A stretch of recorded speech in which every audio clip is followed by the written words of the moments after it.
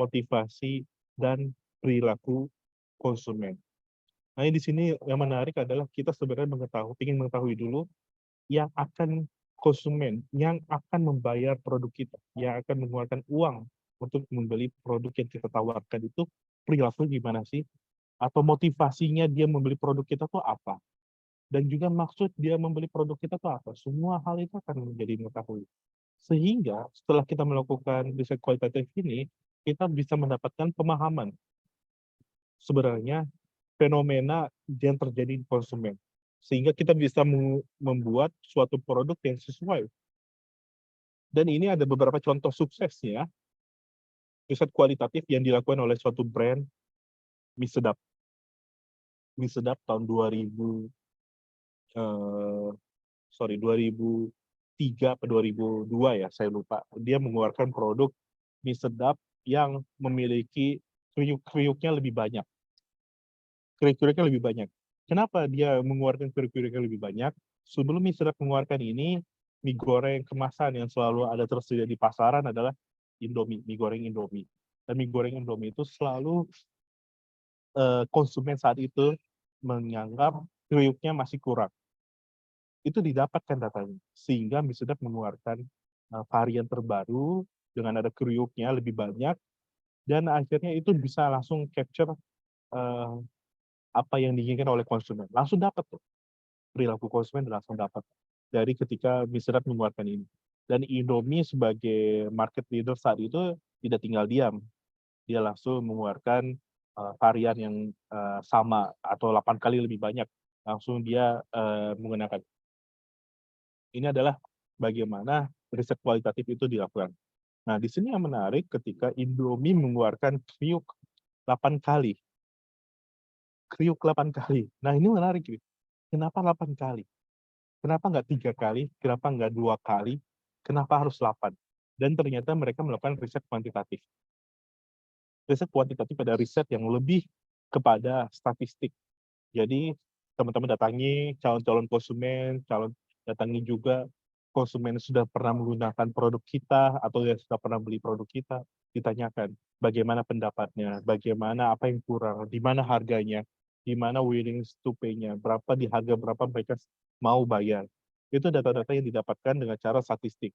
Dan saat Indomie melakukan riset kuantitatif untuk menentukan berapa jumlah kriuk yang mereka harus tambahkan, mereka ketemu angka 6 kali, 6,32 kalau nggak salah. Sehingga dibulatkan menjadi 8 kali, sehingga lebih terdengar, ya angka keberuntungan kali ya, 8 itu. Sehingga dibuat 8 kali. Itu dia melalui suatu survei, eksperimen, atau menggunakan data-data sekunder. Jadi riset kuantitatif itu yang membedakan dia lebih banyak menggunakan basis data yang bisa diukur, kemudian dilakukan suatu analisis statistik dan matematik. Di situ pembedaan antara riset kualitatif dan kuantitatif. Jadi bisa diketahui ya, kapan menggunakan riset kuantitatif, kapan kita bisa menggunakan riset kuantitatif. Nah, setelah kita mengetahui riset kualitatif dan kuantitatif, kemudian kita melakukan dua riset yang berbeda. Nah, ini adalah riset yang berbeda, tapi senantiasa suka digabungkan nih. Para mahasiswa yang saya dampingi, terkadang suka menggabungkan dua hal ini. Tapi sekali lagi, tolong jadi catatan, ini dua hal yang berbeda. Antara melakukan riset pasar dan riset produk. Riset pasar dan riset produk adalah dua kegiatan yang memiliki metode dan tujuan yang berbeda. Riset pasar lebih ke arah riset proses pengumpulan analisis data terkait target pasar, pesaing, lingkungan pasar, dan juga membantu perusahaan untuk menentukan potensi pasar dan mengidentifikasi peluang dan ancaman. Jadi dia riset pasar itu lebih keseluruhan deh, sehingga nanti bisa merumuskan strategi pemasaran yang efektif. Ya, jadi riset pasar ujungnya adalah merumuskan strategi pemasaran yang efektif. Nah, terus yang berikutnya adalah riset produk. Riset produk fokus kepada produk apa yang kita ingin kembangkan.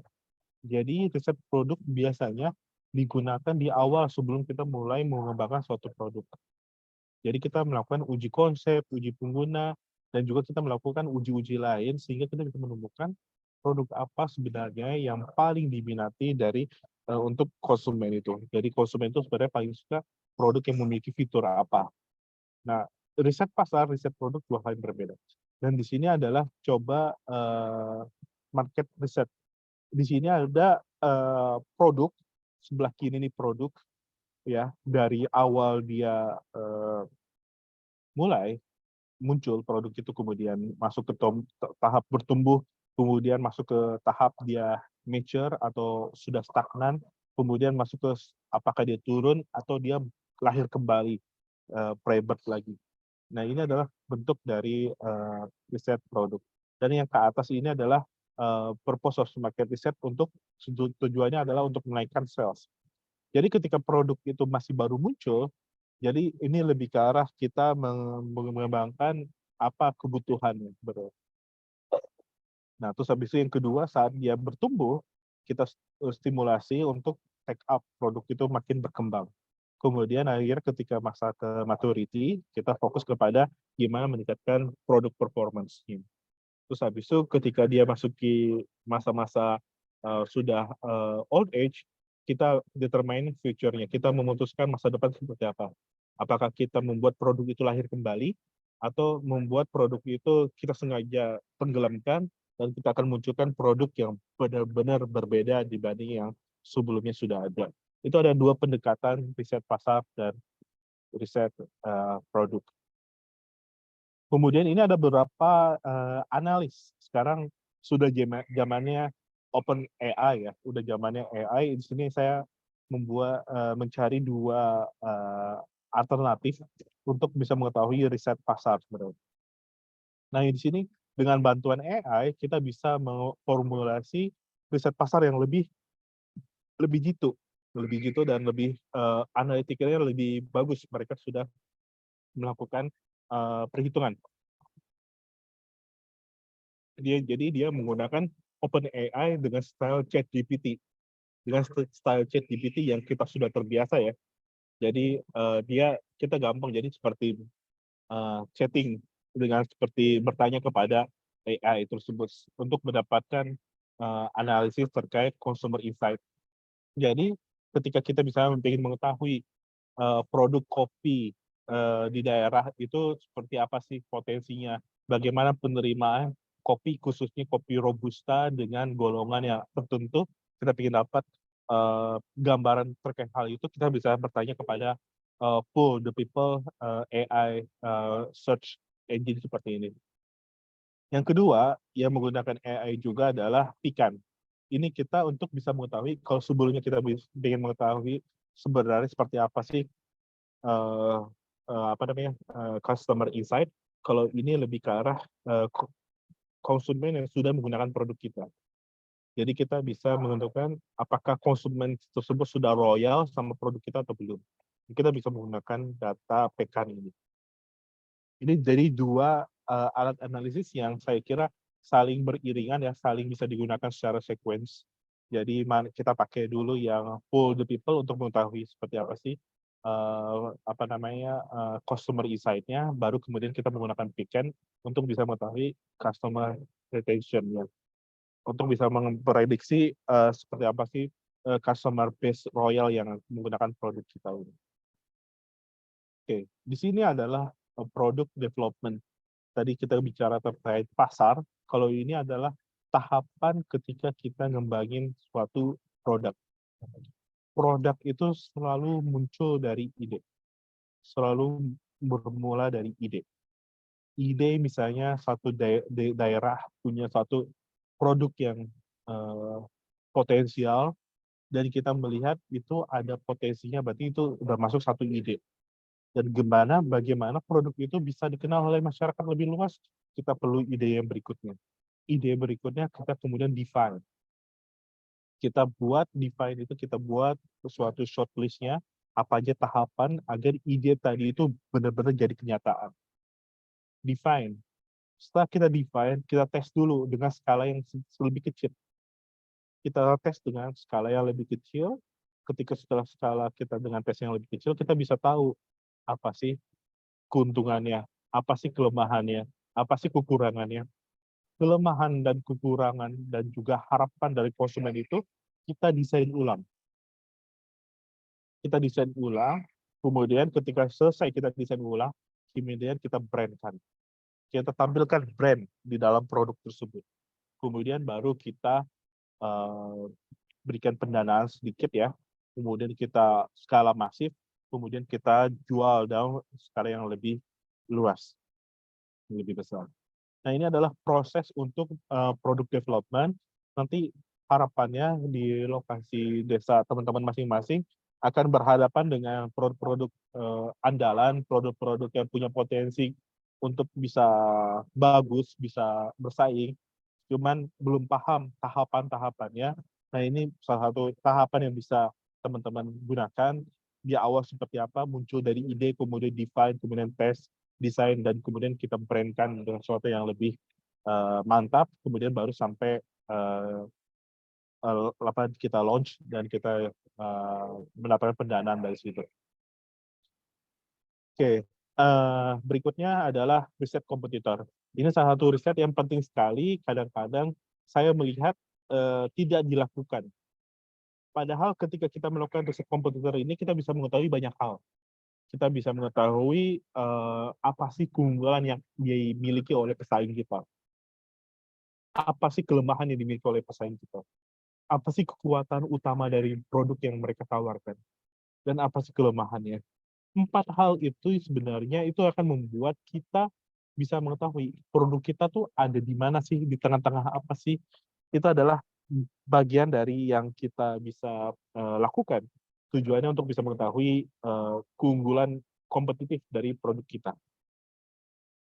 Ini ada beberapa template-nya, nanti silakan kalian gunakan template ini. Saya kira lebih mudah digunakan. Ini siapa aja leaders-nya, contenders-nya, siapa yang akan menjadi penantang dari leaders tersebut, bagaimana high performance, bagaimana niche market-nya. Ini ada beberapa template yang bisa digunakan. Oke, sebelum masuk ke bagian berikutnya, ada yang ingin ditanyakan? Saya persilakan. Sebelum kita masuk ke yang bagian berikutnya. Silakan kalau ada yang ingin ditanyakan.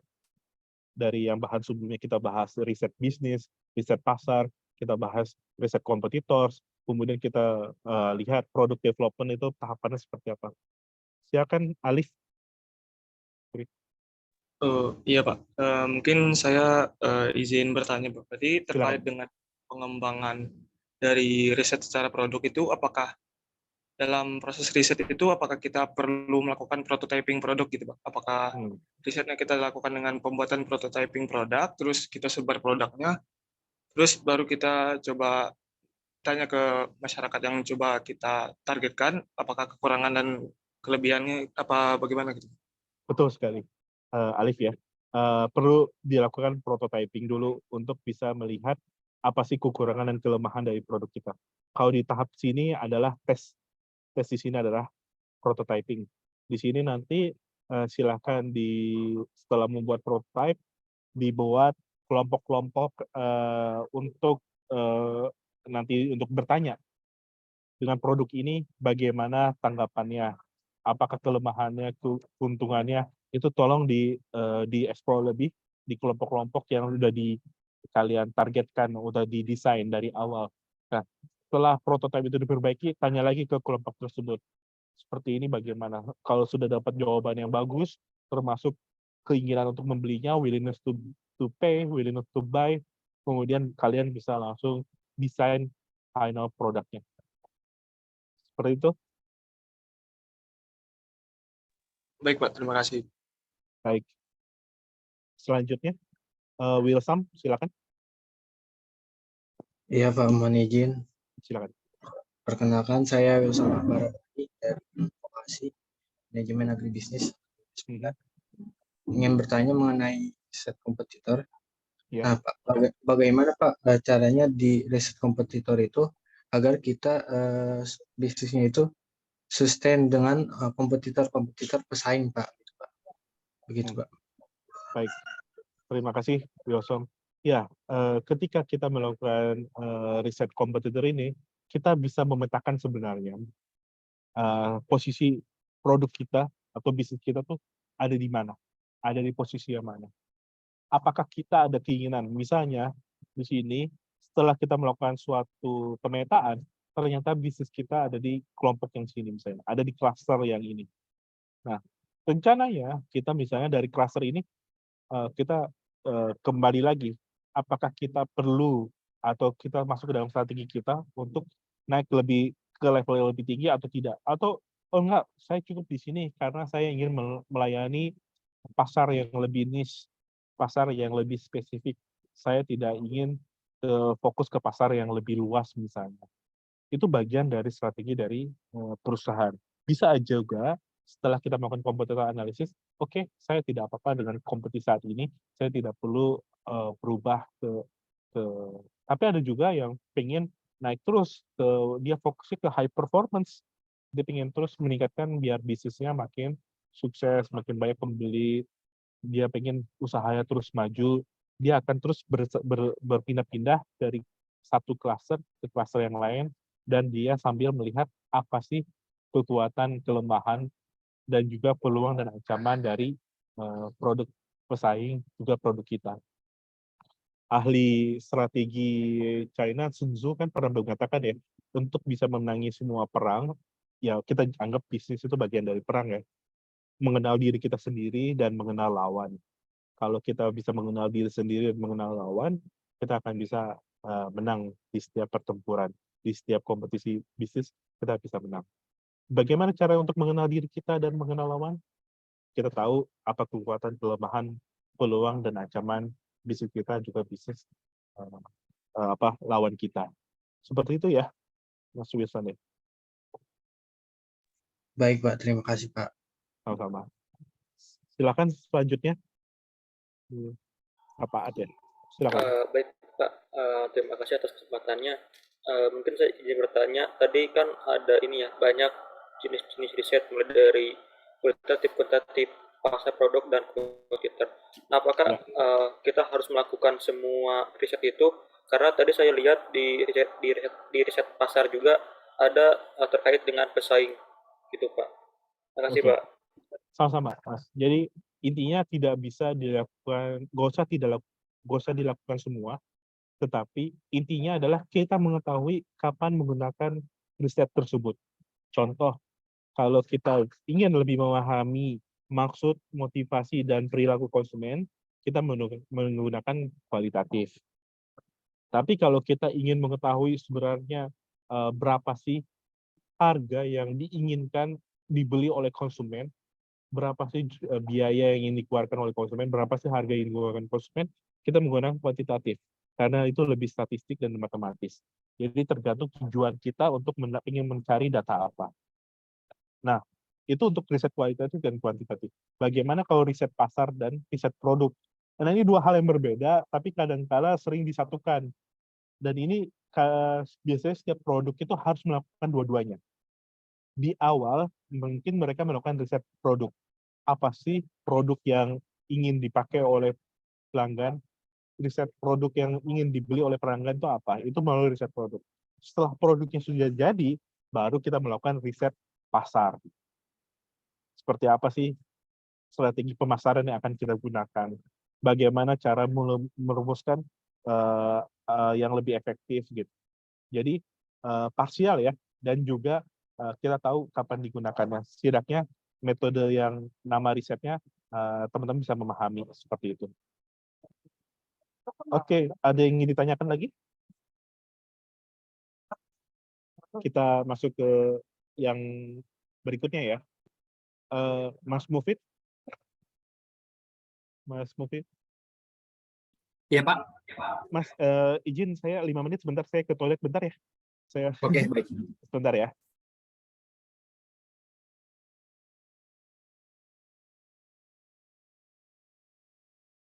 Oke, baik teman-teman.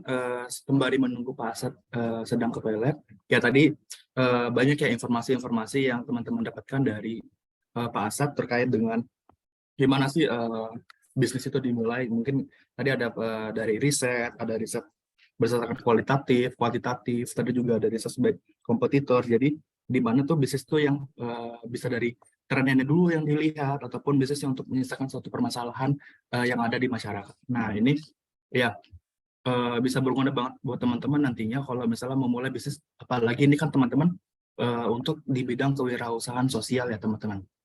Nah, untuk selanjutnya nanti bakal ada pemaparan lagi dari Pak Asad ya, sembari menunggu terkait dengan ini tadi ada konsep pemasaran, tadi ada 4P, mungkin kalau teman-teman tahu pemasaran itu ada mungkin dari STP ya, segmentasi, targeting, positioning, itu juga ada istilah-istilah dari segi pemasaran, tapi untuk ini fokusnya adalah dari produk-produk desa. Nah, harapannya teman-teman nanti kan ini ketika selesai teman-teman bisa nih untuk melihat potensi-potensi yang ada di daerah teman-teman ataupun di kampung teman-teman. Kalau tadi kan contoh mungkin saya dulu pernah sama Pak Asad itu ke Kalimantan Tengah, itu potensi minyak atsiri atau minyak nilam yang dijadikan bahan dasar dari parfum, dan itu teman-teman kalau tahu nggak kalau parfum di Indonesia ini itu sekitar 75-80% tuh bahan bakunya tuh dari Indonesia. Itu bahan bakunya ya berupa minyak nilam loh teman-teman.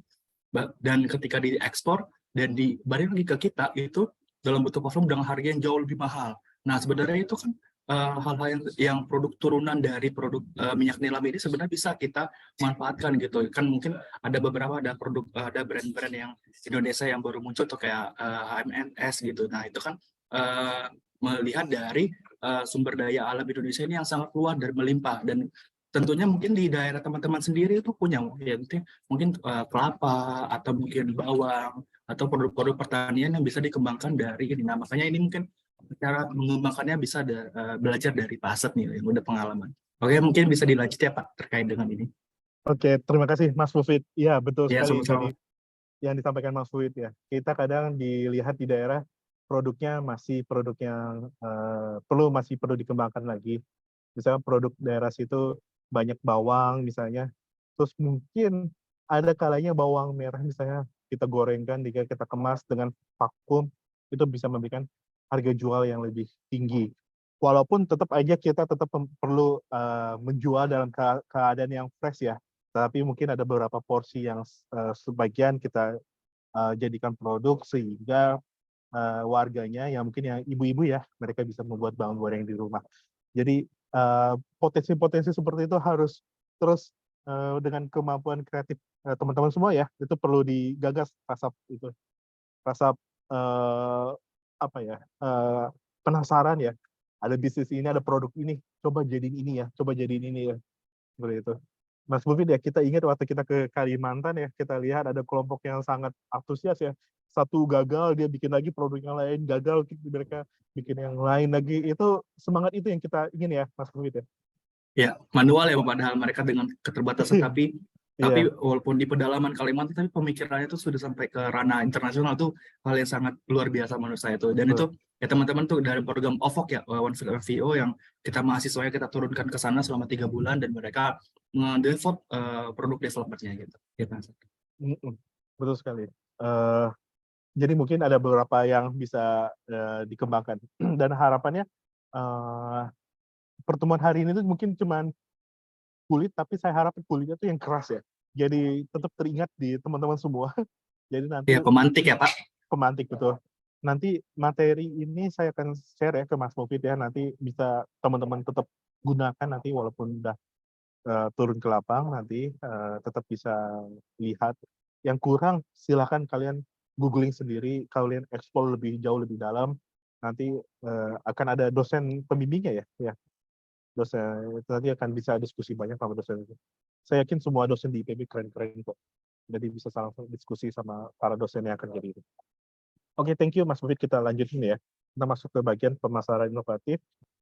Kebagi dua nih konsep pemasaran, yaitu pemasaran 4P, sederhana aja. Kita tidak menggunakan tools yang terlalu rumit ya. Kita fokus hanya 4P saja. Terus habis itu kemudian kita identifikasi segmen dari pasar. Pasar seperti apa sih yang ingin kita incar? Apakah pasar domestik atau pasar ekspor? Itu punya karakteristik yang berbeda. Terus habis itu apakah kita fokus kepada B2B atau B2C Dan itu juga berbeda lagi di segmen ini. Dan beberapa segmen-segmen yang lain yang akan sangat-sangat berbeda. Dan ini akan sangat tergantung dari produk yang akan kalian jual, seperti apa karakteristik produknya, seperti apa sih potensi konsumen yang ingin kalian dapatkan. Dan kemudian kemasan, jangan lupa kemasan itu adalah cover, kemasan adalah sampul, kemasan adalah muka kita di dalam produk. Jadi itu sebagai brand identity. Jadi walaupun banyak yang mengatakan jangan beli buku dengan covernya, tapi sekali lagi cover itu yang membuat emosi konsumen untuk membeli. Jadi tolong diperhatikan terhadap kemasan, jangan ala kadarnya, fokus pada kemasan yang baik, yang informatif, yang bisa membuat emosi dari konsumen itu ingin menjadi membelinya. Yang kemudian kemasan inovatif mungkin saya nggak banyak, saya yakin kalau kita bahas kemasan inovatif itu sangat banyak, sangat beragam.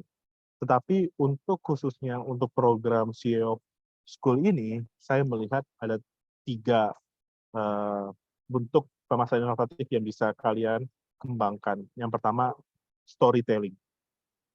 Storytelling ini kaitan dengan nanti konten marketing. Storytelling ini bentuknya adalah bermacam-macam. Intinya adalah storytelling ini adalah kita ingin mendapatkan emosi dari konsumen kita. Ingin capture emosi dari konsumen kita. Berapa banyak dari kita yang membeli suatu barang karena kita tersentuh dengan story behind-nya, dengan cerita-cerita di baliknya. Bagaimana produk itu terwujud, bagaimana produk itu ternyata bagiannya penting dari suatu lingkup pedesaan. Itu beberapa hal itu yang kita akan coba angkat. Kemudian pemasaran digital. Ini lagi sekarang kita lagi di zamannya zaman teknologi, zaman platform, zaman e-commerce, dan zaman beberapa bentuk penjualan yang sangat-sangat mudah. Jadi teman-teman diharapkan bisa langsung mempraktekkan pemasaran digital. Langsung mempraktekkan pemasaran digital dan juga diajarkan kepada nanti warganya untuk bisa menggunakan pemasaran digital ini. Karena potensinya sangat luar biasa. Nanti saya akan tunjukin data-data terkait potensi dari pemasaran digital. Kemudian ada influencer dan affiliate marketing. Ini 2 hal yang saya kira sekarang zamannya influencer ya dan affiliate marketing ini bagian dari apa yang kita coba kembangkan. Oke, ini adalah outline untuk yang pemasaran inovatif. Kita mulai dari pemasaran itu sendiri. Pemasaran adalah proses di mana individu memperoleh apa yang mereka inginkan dan dibutuhkan dengan cara pertukaran barang dan jasa dengan nilai. Nilai di sini ada 2 hal. Nilai yang bentuknya intangible, yaitu nilai yang kita anut, dan juga nilai yang dalam bentuk nominal. Ada dua nilai yang akan kita perjuangkan di sini. Ada bentuknya nilai dalam bentuk nominal yang kita nyebut dengan valuasi. Satu lagi produk value itu sendiri. Nah, gimana value itu terbentuk? Value itu terbentuk dari kebutuhan. Saat kebutuhan itu ada, keinginan itu muncul. Saat keinginan itu sudah ada di permukaan, udah ada di ubun-ubun lah kalau kita nyebutnya. Nah, baru adanya permintaan.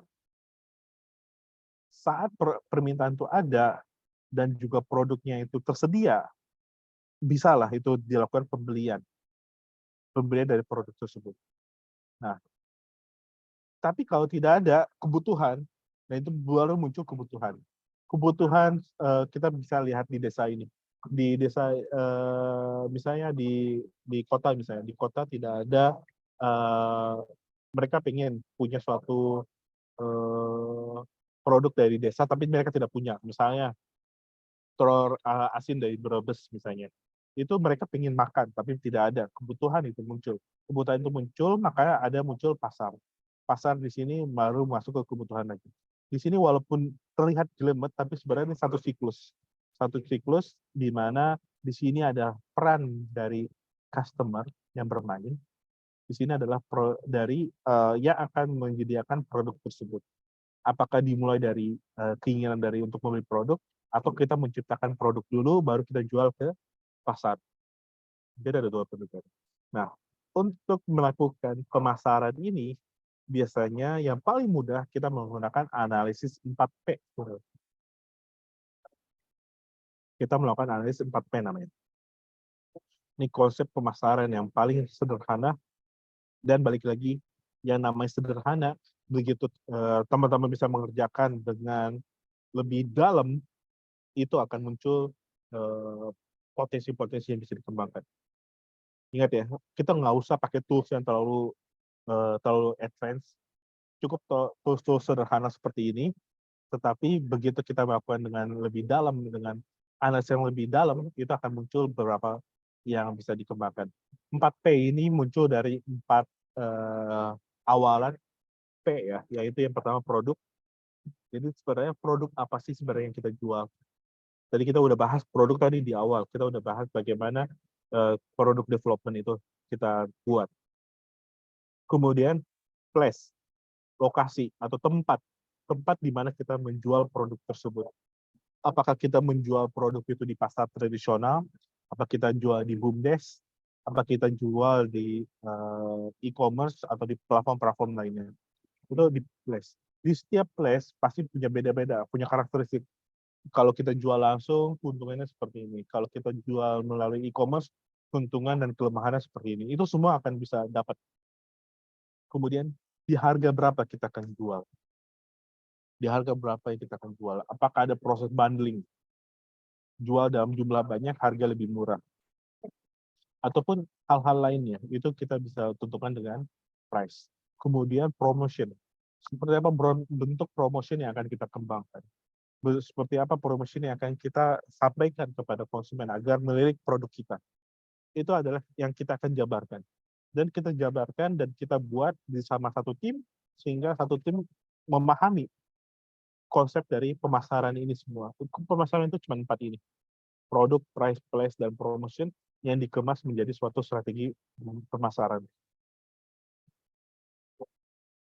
Dan ini ada beberapa tadi yang saya sampaikan lebih ke arah detailnya. Nanti teman-teman langsung dilihat lagi apakah setiap item ini akan memiliki ciri khas di produk yang teman-teman akan kembangkan. Apakah bagaimana kualitasnya dibanding kompetitor misalnya? Apa kualitas yang ingin kalian angkat untuk bisa mendapatkan penjualan ini? Pelayanan, garansi, imbalan ini di segi di bauran produk. Di harga, daftar harga, potongan harga, terus habis itu periode pembayaran atau paket bundling, itu semua masuk ke harga.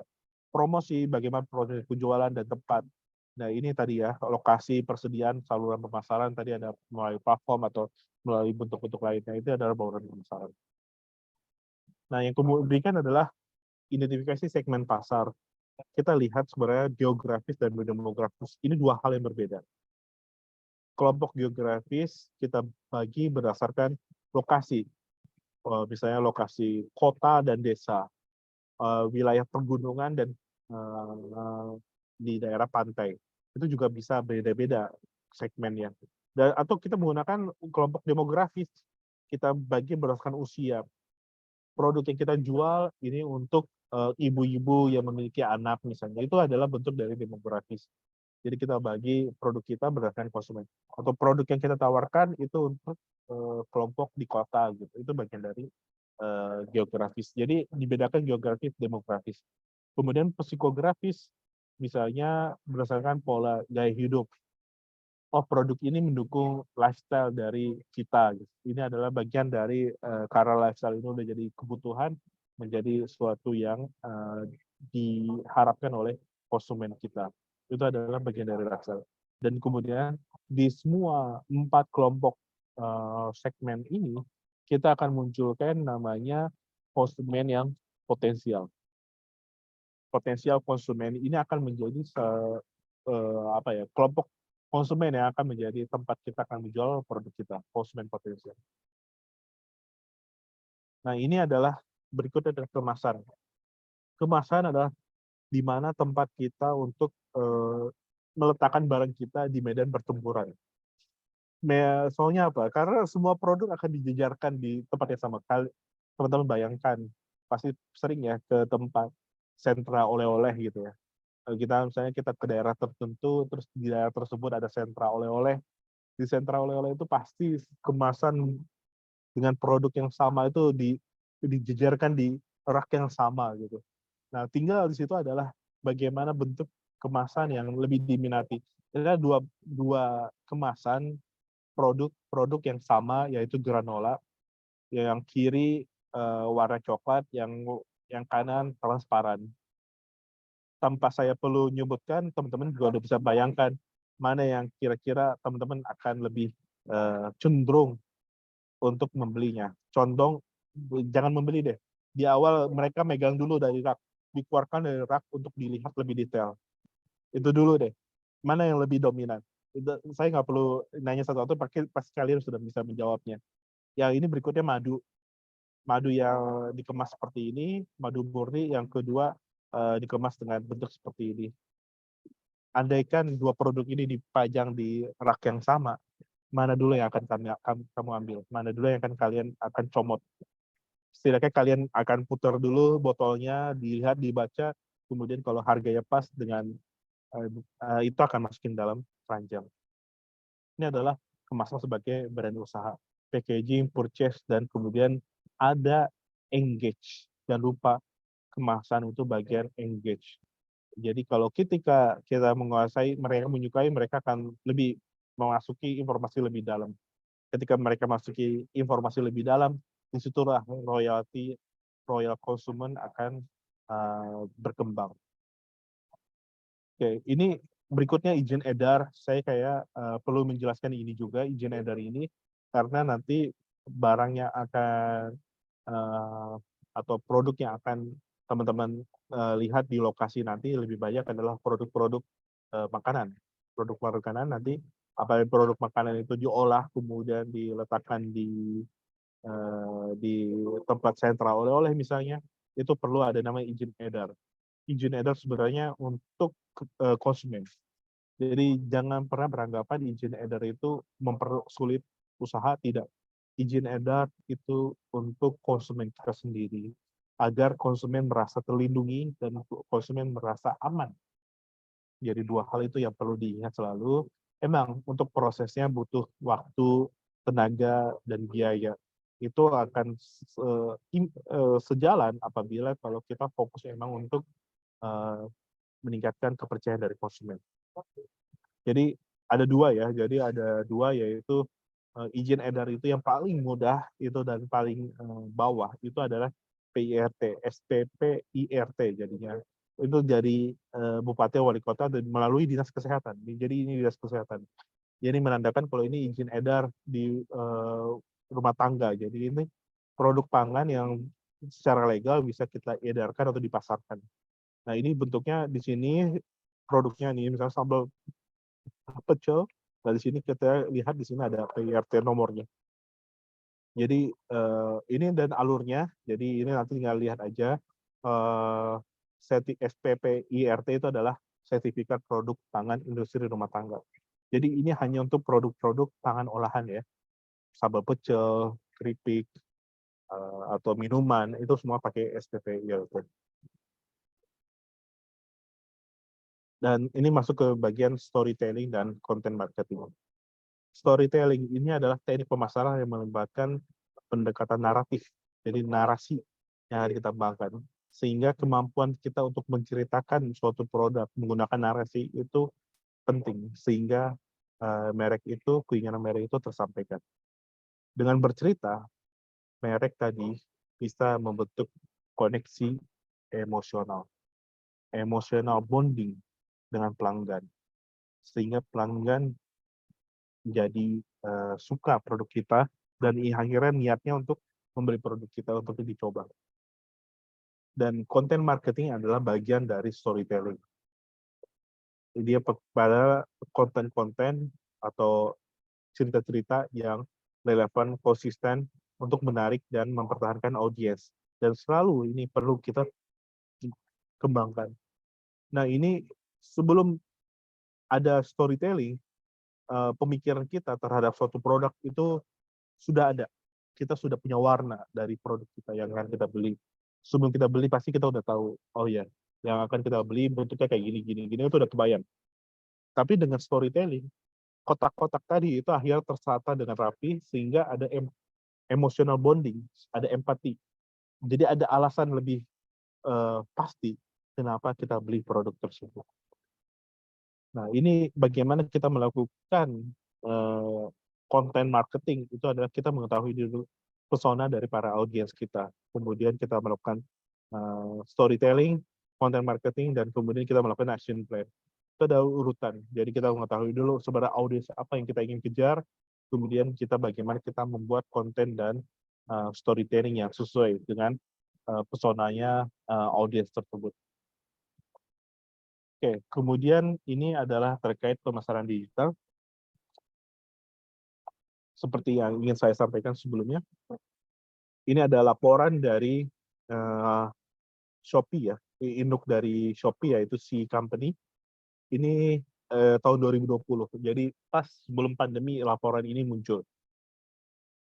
Nah, ini ada dua peta yang sangat menarik. Ini kasusnya di Shopee di Thailand, khususnya di Thailand. Sebelum adanya e-commerce, semua transaksi itu berpusat di Bangkok. Bangkok itu ada di tengah Asia. Saya mencoba cari data di Indonesia tapi belum ada. Tapi ya udah saya gunakan data Thailand itu untuk lebih karena ya Thailand sama Indonesia banyak kemiripan dan ada perusahaan Shopee di sana. Jadi mungkin saya bisa menggambarkan bagaimana pemasaran digital itu bekerja sangat baik di Thailand.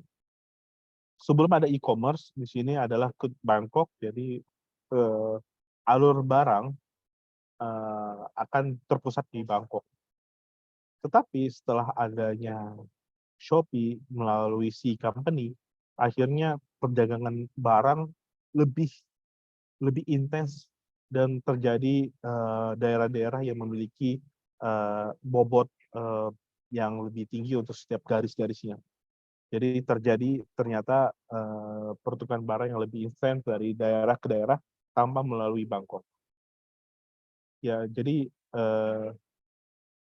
adanya sebelumnya ada dead distance, ada jarak-jarak yang mati ya, jarak-jarak yang jadi mungkin jarak buntu gitu, tapi begitu ada e-commerce terjadi perdagangan antar koneksi antar wilayah itu akan jadi lebih masif. Ini contoh bagaimana pemasaran digital berkembang sangat cepat ya. Dan ini adalah bagian dari bagaimana kita melihat, wow, ternyata internet itu telah merubah banyak hal. Dan ini sangat penting untuk kita bisa ikut naik ke dalam ombak pemasaran digital ini. Jadi harapannya teman-teman juga melihat kenyataan fakta pemasaran digital kita seperti ini keadaannya, di mana ekosistem yang sudah siap dan ready, kita mungkin bisa lebih genjot pemasaran digital, khususnya produk-produk yang berasal dari daerah. Dan ini potensi pemasaran digital, ini saya mungkin nggak perlu menjelaskan bagaimana Indonesia dengan potensi penduduk yang sedemikian besarnya dan kepemilikan mobile phone itu sangat besar. Mereka biasanya tidak punya laptop, tapi nggak punya komputer, nggak punya laptop, tapi smartphone pasti tersedia. Mereka punya smartphone yang tersedia dengan tersambung internet.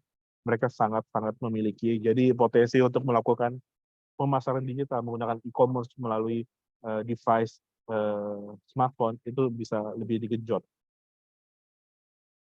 Dan ini saya nggak perlu jelasin satu-satu, ini adalah bukti-bukti bagaimana kita saat ini sudah masuk ke dunia digital.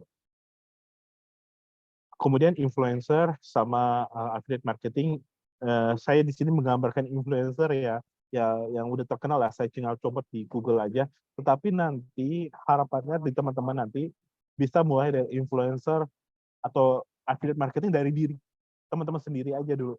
Teman-teman yang udah masuk ke desa-desa itu adalah duta dari produk yang akan dikembangkan di desa. Jadi kalian jadilah influencer untuk produk-produk unggulan di desa tersebut, sehingga mulai dari teman-teman semua, mulai untuk menjadi influencer yang sederhana, tapi saya kira ngena ya, itu lebih impactful dibanding kita nanti menggunakan artis-artis yang mereka juga belum tentu paham juga dengan kondisi di desanya, tapi kalau kalian bisa gunakan itu lebih baik.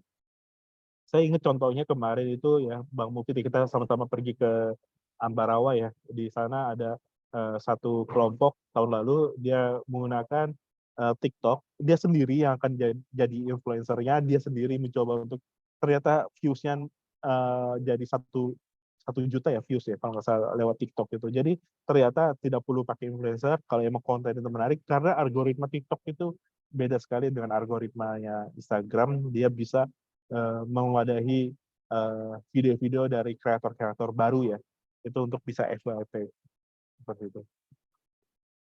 Oke, sebelum masuk ke tahap paling terakhir dari konten kita hari ini, ada yang ingin ditanyakan terkait yang sebelumnya, yaitu pemasaran influencer. Kita bahas tadi bagaimana perkembangan pemasaran seperti apa.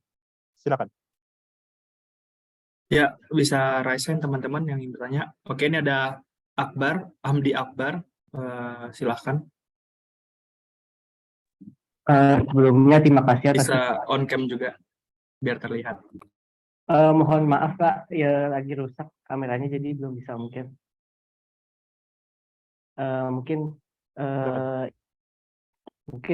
Ini ya saya izin bertanya. Oh ya, perkenalkan saya Hamdi Akbar Setiawan dari Sekolah Vokasi Program Studi Teknologi dan Manajemen Produksi Perkebunan. Saya izin bertanya, salah satu permasalahan di dalam persaingan itu kan perang harga ya. Nah, pasti akan sangat sulit lah bagi kita untuk pertama kali masuk ke dalam e-commerce gitu kan. Karena e-commerce itu kan marketnya sudah besar ya, banyak yang sudah bermain dari lama gitu, sehingga kita yang masih baru masuk ke situ itu sangat sulit gitu untuk bersaing di situ. Nah, bagaimana cara mengatasinya gitu? Apakah kita membuat komunitas terlebih dahulu atau kita memakai strategi-strategi lainnya yang ada gitu? Terima kasih, Pak. Baik, terima kasih Mas Hamdi. Ya, persaingan harga itu pasti akan ada di dalam setiap bisnis ya. Setiap bisnis kita pun merasakan hal itu. Jadi ada beberapa strategi sebenarnya, mungkin jangan dulu kita menghindar ya. Kita coba dulu dalam beberapa jangka waktu, apakah persaingan harga itu masih tetap terjadi. Atau mungkin kita bisa melakukan strategi kedua, yaitu misalnya kita tonjolkan beberapa kekuatan dari produk kita yang dikemas dalam storytelling tadi ya, konsep storytelling, konsep dari content marketing, konsep dari TikTok ya, kan kalian zamannya TikTok yang bisa mengetahui seperti apa sih konten-konten yang diminati itu seperti apa. Itu akan impactful saya kira, tetapi nanti kita pasti perlu ukuran-ukuran yang bisa dipertanggungjawabkan. Maksudnya adalah setelah kita coba selama beberapa bulan, ternyata tidak juga loh, harga masih ada, ya udah mungkin saatnya kita melihat ulang struktur biaya kita, apakah struktur biaya itu masih bisa kita efisiensi lagi agar dikorbankan di harga. Tapi saya inginnya harga itu di paling akhir ya, sebelum kita melakukan efisiensi di perhitungan ulang biaya-biaya lain. Seperti itu kali, Mas, jawaban singkat dari saya. Baik, terima kasih, Pak. Oke, selanjutnya ada Mas Agung Gustia Dinata. Terima kasih Bang Mufid. Iya. Paling aktif nih. Izin bertanya Pak Ya, silakan. Asaduddin ya. Tentang ini, tadi kan macam-macam ya, pemasaran ada macam-macam, ada storytelling, pemasaran digital, konten marketing dan lain-lain gitu. Nah, untuk produk yang sama sekali belum diketahui sama konsumen, kayak produk kita tuh memang benar-benar konsumen tuh belum tahu nih produknya apaan gitu. Itu cara pemasaran paling efektif apaan tuh, Pak? Baik, terima kasih. Betul. Kadang produk kita tuh sama sekali belum dikenal di masyarakat. Yang paling pertama adalah yang saya kira, ini menurut pandangan pribadi saya, ini saya nggak pakai teori segala macam. Ya, saya kira yang paling efektif adalah kita bisa sampaikan apa keuntungan, apa kekuatan utama dari produk kita. Itu dikemas dalam bentuk konten atau kita bahas dalam influencer marketing tadi. Jadi yang kita akan selalu ngomong adalah produk ini, produk ini, produk ini. Misalnya produk ini bisa 5 kali lebih efektif dibanding protein yang dimiliki oleh ikan ini misalnya. Ataupun ini bisa bawang goreng yang kita kemas ini karena asal dari sini, jadi bawang gorengnya tidak basah sehingga kering. Ataupun misalnya kopinya yang robusta tapi memiliki rasa seperti arabica. Kita ada beberapa keunggulan yang kita miliki dari produk kita, sehingga sebelum kita masuk ke sana kita harus mengetahui dulu produk knowledge-nya dulu. Seperti apa sih kekuatan utama dari produk kita. Nah, begitu kita mengetahui kekuatan produk utama kita sampaikan ke konsumen apakah sesuai yang kita pahami, yang kita bayangkan dengan ya apa yang dipikirkan konsumen. Ini yang kadang-kadang juga jadi permasalahan, yaitu kita menganggap produk kita tuh excellent bagi kita, tapi pasti konsumen biasa aja. Nah, ini ada gap, ini juga kita akan coba seimbangkan gap antara yang kita yang punya produknya. Kita selalu kalau kita punya produknya, kita ngerasa produk ini kayak anak kita sendiri, kita akan selalu mengistimewakan. Jadi bridging the gap itu penting sekali. Itu mungkin jawaban saya ya, agar kita ketika bisa nyampaikan, kita bisa apa adanya sesuai yang diharapin oleh konsumen. Itu Mas Agung. Oke, Pak, boleh satu lagi nggak, Pak? Silakan. Ini misalnya ini ya, oke, kita udah punya produk, tapi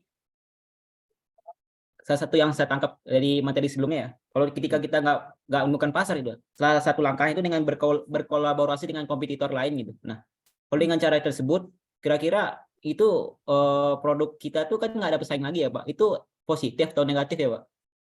Oke, benar, mungkin itu salah satu strategi yang bisa kita lakukan ketika kita tidak bisa berkompetisi, kita menawarkan ke kompetitor kita.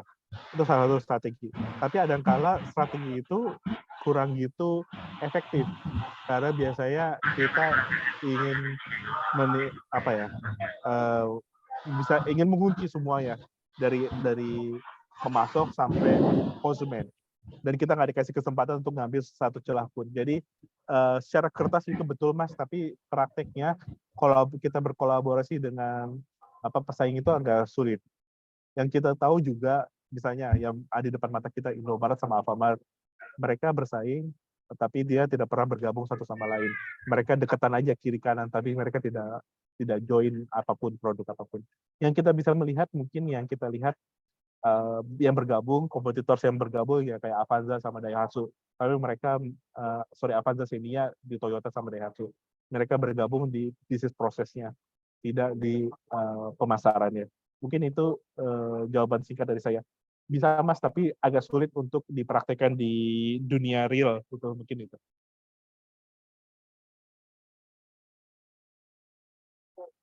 Terima kasih banyak ya, Pak. Sama-sama. Ada lagi Mas Agung?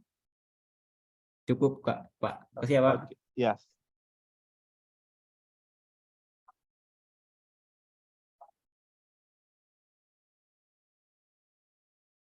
Mas Mufid nggak kedengaran suaranya ya?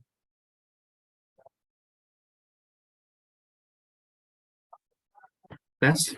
Okay. Ya. Selanjutnya ada Mas Zakaria ya, yang H2401113. Ya, izin bertanya Pak.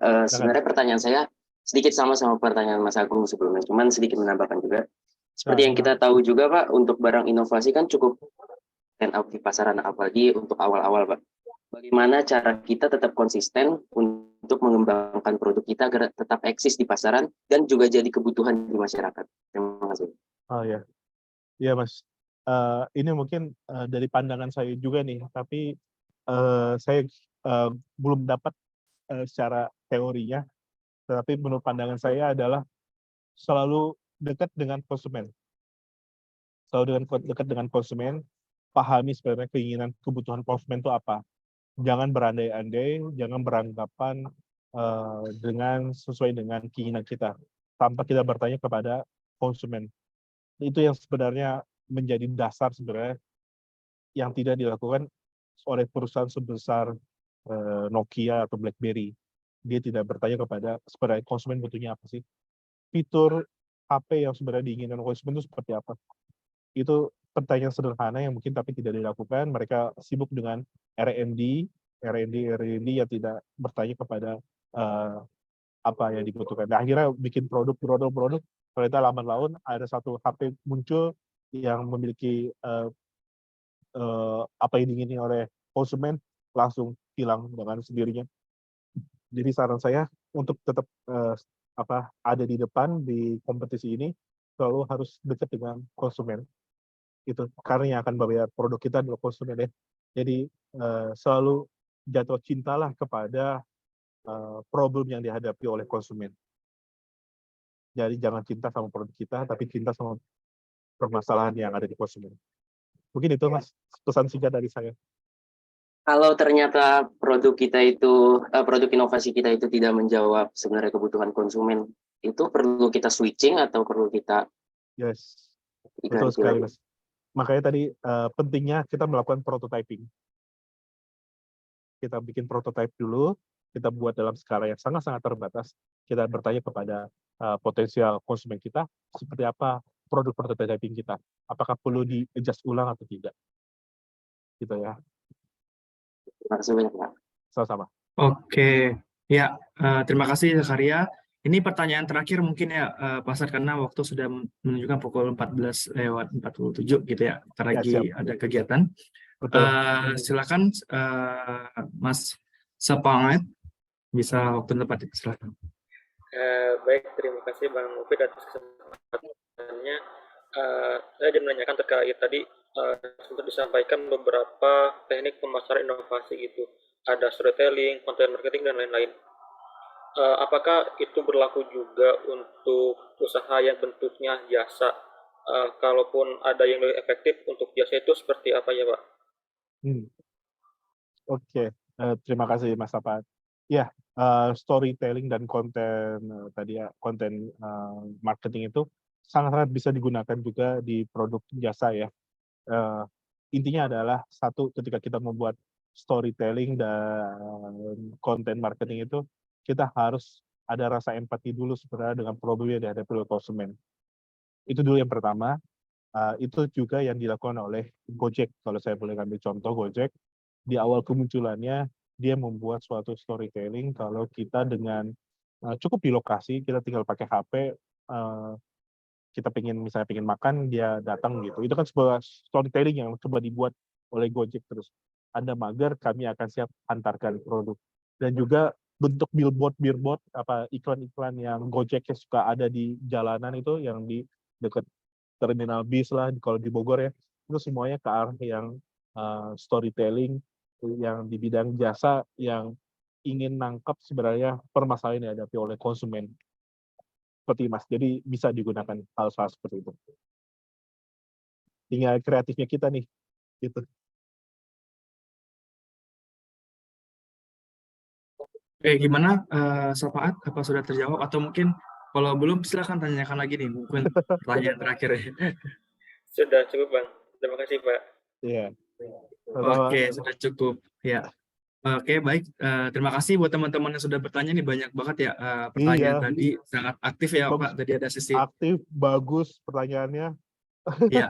Dan emang calon-calon wirausaha nih. Emang juga dari hasil tes di IPB sendiri, bahwasanya sekitar 75-80% mahasiswa IPB itu berminat di bidang wirausaha. Makanya mereka ini karena lagi liburan semester ya. Ini termasuk teman-teman yang bagus ya, mengisi liburan dengan kegiatan ilmu yang bermanfaat gitu untuk kedepannya.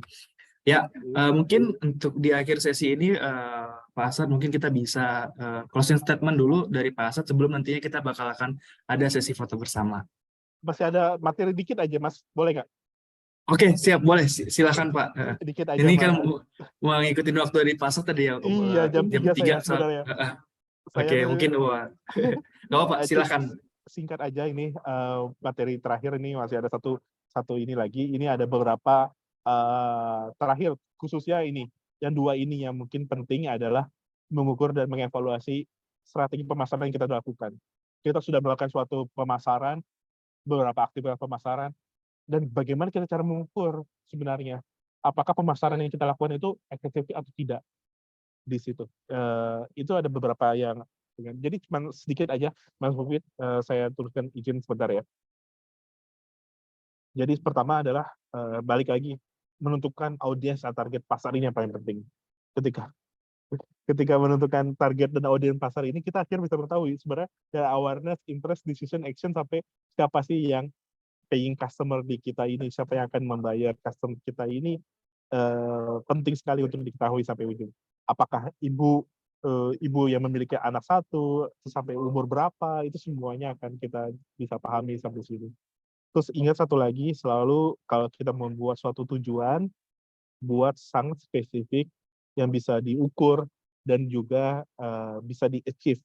Jangan buat suatu tujuan yang cuma ngawang-ngawang ya. Kita berkali-kali lihat cita-cita tuh setinggi langit, tapi tidak. Kalau untuk bisnis, karena ada framework time frame, jadi kita harus benar-benar sesuai yang benar-benar bisa terukur.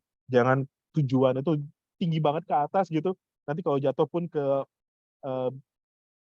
setinggi langit gitu, nanti kalau jatuh ke bintang. Tapi kalau di bisnis tidak, kalau di bisnis kita benar-benar harus spesifik banget pada time frame-nya. Kemudian ada beberapa untuk mengukur suatu keberhasilan dari strategi, yaitu pertama ROI, ini yang sangat penting sekali.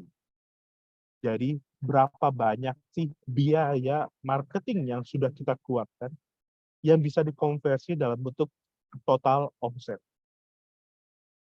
Sederhana sekali, intinya adalah total omset dikurangi dengan biaya marketing, dibagi dengan marketing cost, ini adalah ROI kita. Dan kita setiap campaign marketing, kita bandingkan ROI-nya. Kita misalnya melakukan campaign marketing selama 6 bulan. Selama 6 bulan itu, kita mendapatkan berapa omset, berapa marketing cost yang kita keluarkan, ROI-nya jadi berapa. Besoknya, di semester berikutnya, kita menggunakan marketing campaign yang berbeda, berapa ROI-nya. Kita ukur 2 ROI itu, sehingga kalau ada ukuran ROI, kita bisa mengetahui bisnis itu terkait berapa banyak biaya yang kita keluarkan untuk mendapatkan sales. Selalu ingat, tidak ada free lunch di dunia ini, semua itu harus diperjuangkan, dan juga tidak ada biaya marketing gratisan. Jadi kita harus semua diukur. Ini pentingnya, jangan marketing jor-joran, tidak ada bakar uang di sini, semua harus diukur, harus di-measurable. Seperti itu. Mas Mufid, itu paparan singkat dari saya. Mungkin masih ada sesi tanya-jawab nggak? Sepertinya sudah, Pak. Sudah pertanyaan terakhir tadi. Mungkin bisa langsung closing statement saja, Pak, terkait dengan kegiatan kita pada siang hari ini.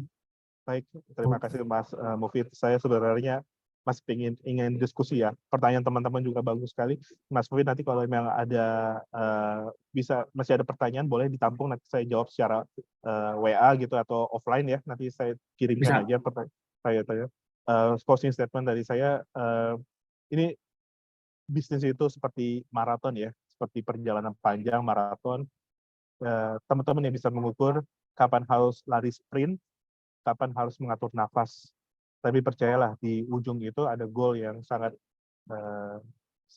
puas ya, dan juga keringat, air mata, dan tenaga yang sudah dicurahkan dalam perjalanannya sangat-sangat pay off. Saya udah pernah merasakan sendiri pay off yang didapatkan, bukan hanya dalam bentuk uang, bukan hanya dalam bentuk ketenaran, tidak, itu ada kebahagiaan hati yang tidak bisa digambarkan dengan kata-kata. Perjalanan masih panjang, good luck di ini, lokasi baru nanti juga masih panjang, teman-teman masih panjang kalau mau jadi pengusaha, sampai kapanpun selalu jadi pengusaha yang belajar. Itu Mas Mufid dari saya. Oke, terima kasih banyak Pak Asad, keren banget ini, insightful ya teman-teman. Ini bahasanya bahasa daging semua yang diberikan tadi ke kita terkait dengan marketing ataupun usaha yang bakal nantinya teman-teman bisa terapkan di usaha teman-teman yang bakal teman-teman buat. Nah, mungkin tadi ya terkait dengan tadi cinta dengan problem konsumen ya. Itu kata-kata yang baru saya dengar nih, cinta dengan, misalkan cinta dengan produk Indonesia ya, cinta dengan tapi ini cinta dengan problem konsumen, karena ya saya juga baru dapat insight bahwasanya kalau kita cinta dengan tadi problem konsumen itu, kita bisa melihat nih apa yang dibutuhkan dari konsumen itu, ya benar kan Pak Hasan? Betul, Apa yang betul. dibutuhkan dari konsumen, sehingga kita bisa memilih nih langkah-langkah yang tepat untuk memberikan masukan ataupun membuat suatu Exactly. produk yang nantinya bisa menjawab problem-problem dari si konsumen tadi gitu. Nah, Betul. tadi terima kasih banyak ya Pak, insight-nya Sama-sama. bagus sekali. Mungkin ini sesi selanjutnya itu kita foto bersama sebelum kita akhirin dalam talk show kita pada sore hari ini. Mungkin buat teman-teman nih yang sudah mendengarkan tadi mungkin bisa on cam kita sesi foto bersama, karena ini sesi foto bersama sebagai bukti ya teman-teman mengikuti kegiatan CEO School dan juga salah satu seleksi kegiatan selanjutnya, karena ini rangkaian Pak Asad. Jadi habis CEO School ini teman-teman ada yang berdaftar di Young Agripreneur Camp, ada yang sekolah kopi, ada yang sekolah drone mapping, ada juga yang daftar OVUK juga gitu yang produk development-nya, juga ada yang mahasiswa mengabdi tematik. Jadi kita adalah rangkaian tahun ini sengaja kita buat selama setahun ke depan, itu rangkaian dari pengembangan masyarakat, dari terutama di awalnya untuk CEO School-nya untuk pembekalan, nanti kita ada prakteknya, dan terakhir kita ada untuk pengembangan masyarakat, terjun langsung ke masyarakat gitu. Menarik. Oke, teman-teman, kita masih menunggu 1 menit lagi untuk on cam. Ya, dan jangan lupa teman-teman mengisikan presensi yang sudah diberikan ke link dan kolom chat ya teman-teman. Oke, mohon dibantu teman-teman panitia untuk itu kita gaya dulu. 1, 2, 3. Oke, selanjutnya 1, 2, 3. Ya, selanjutnya terakhir 1, 2, 3. Oh, masih ada lagi. 1, 2, 3. Oke, baik. Terima kasih banyak Pak Asad. Mungkin bisa teman-teman mengucapkan terima kasih melalui kolom chat kepada Pak Asad yang sudah memberikan banyak insightful ke kita. Terima kasih Pak Asad sudah bisa bergabung. Dan mudah-mudahan kita bisa bertemu lagi ya Pak. Langsung ke lapang kita lihat Insya Allah.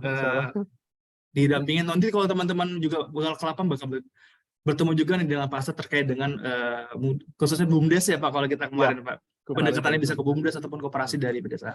Terima kasih banyak Pak Asad. Saya mohon maaf bila ada kesalahan. Saya akhiri. Assalamualaikum warahmatullahi wabarakatuh. Buat teman-teman, buat tetap sehat selalu, dan jangan lupa besok kegiatan CEO School hari ketiga di pagi hari seperti biasa dengan berbagai macam materi yang bakal diberikan buat teman-teman nanti ya. Terima kasih. Assalamualaikum warahmatullahi wabarakatuh. Om Swastiastu, Namo Buddhaya, salam kebajikan. Sampai ketemu lagi esok hari teman-teman. Ya. Terima kasih Mas Pupit. Ya, terima kasih Pak Hasan. Ada live bang, enggak?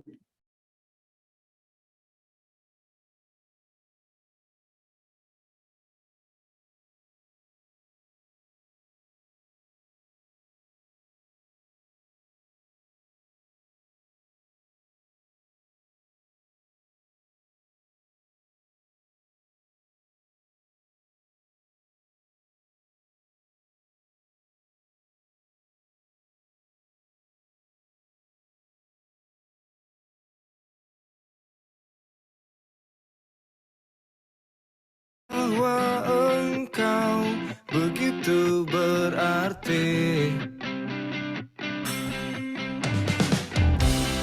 tak juga kupungkiri,